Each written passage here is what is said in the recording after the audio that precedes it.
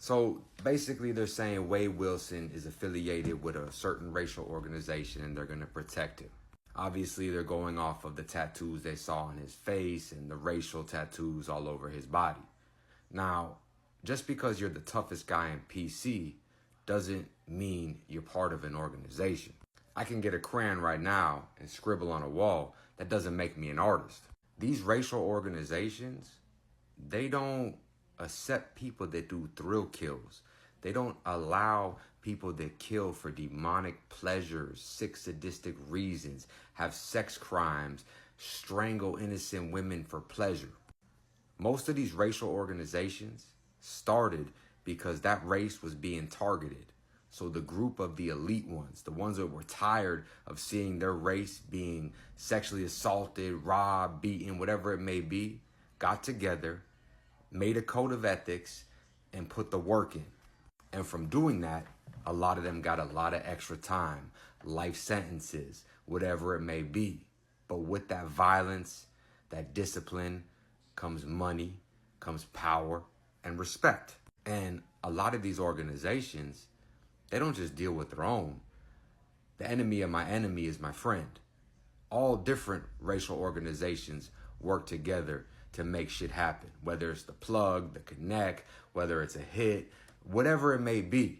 So to have a guy that does a thrill kill on vulnerable women, have their brand, their label, their markings on them, it's just an embarrassment to that organization for reasons that, one, they have a reputation to withhold. Respect in the system, respect on the outside, because the inside runs the outside. And what I mean by that is most people in organizations or that are full-time criminals or drug dealers, whatever it may be, know they're going to go to prison at some point. So they have to get in line with the politics of the organization or the racial, whatever situation it is. They know a dude that's part of certain racial organizations can get them hit faster inside on the outside than a dude on the outside that's free.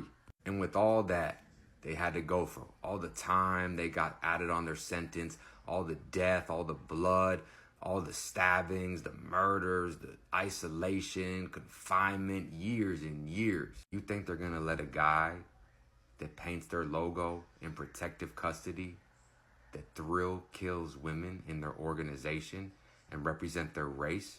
For one, other organizations that they do business with will look at them like, damn, bro, like, we can't fuck with you, man. You promote that type of shit?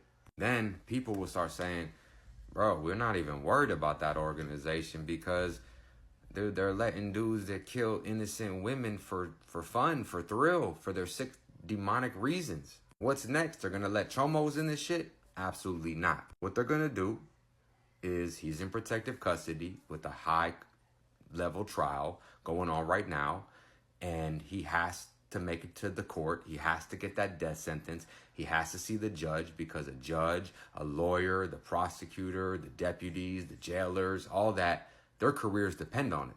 If he gets an accident or some suspicious circumstance happens in jail while he's in isolation, protective custody, people are getting fired. The money's not going to come in.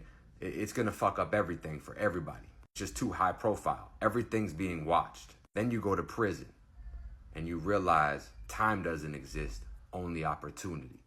First, when they get a guy that has these marks on them, these tattoos that represent what these people have gone through, what they've shed blood for to put it on their skin, and they're like, this dude just puts it on his face while he's in protective custody after strangling 2 innocent women, and he thinks he's going to represent us? They won't even use him as a crash dummy because that shows that they're going to send cowards to do their bidding. And no cowardly acts are allowed in any of these organizations. That's a punishable by death offense. So the first thing they do is they start extorting you for, your true crime memorabilia. They start getting all your little minions and followers that love you to come in and bring all the dope. They extort all them, and you have to get in line because once you kill innocent people for fun and try to claim an organization, you are now in the crosshairs of that organization, and so is your family. And I know that sounds like, what? Wait, I thought they don't do innocent people. No. To them, once you affiliate yourself with an organization and put it out there like that and do thrill kills and innocent cowardly acts, you put your family in danger, and anybody that talks or likes you, they're in the same category as you.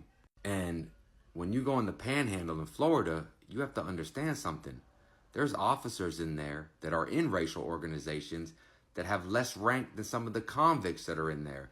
So you got convicts calling shots over the COs. So once enough time has passed, enough money has been gotten from him, they're already going to have his tattoos blacked out.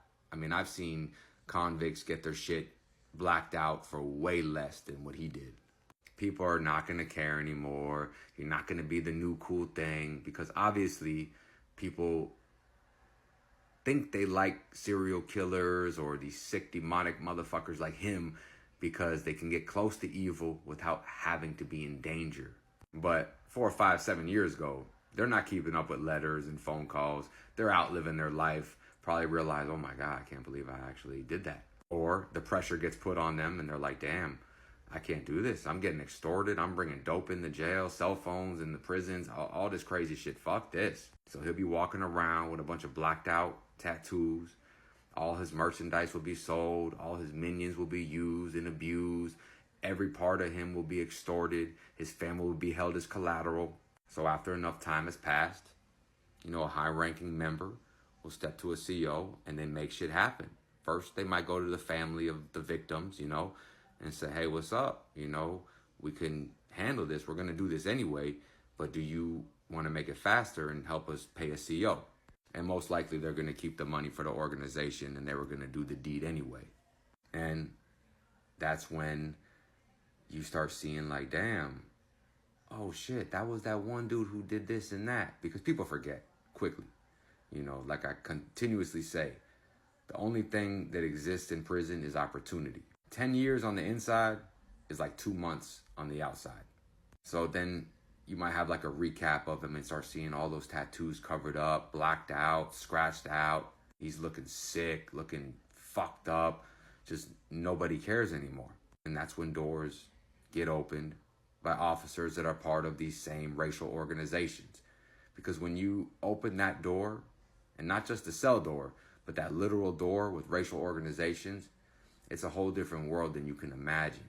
You got people that are cops, COs, doctors, lawyers that are part of these organizations. And the inside runs the outside. Everybody that's part of these organizations knows that they might end up in prison at some point. So they have to play their part. When you sign up for life. You don't have to kill to get in, but you have to be willing to kill to get in. But not a innocent woman, not children, not fucked up sex charges, none of that shit. No cowardly acts are allowed. Once he's drained dry, used and abused, all his minions are used and abused, there's only one step left. Whatever his vice is, that's how they take his life. Oh, he's a drug addict? Okay, well, put a little bit of this in this. Oh, you're hungry, bro? Here's some food. Or someone makes it happen and the CO just accidentally puts him on the yard with somebody and he gets hit up. And if he lives, it'll probably happen again, or the state will get him. But that's what his life's going to be like in the Department of Corrections until his expiration date. Stay out, stay free. Us.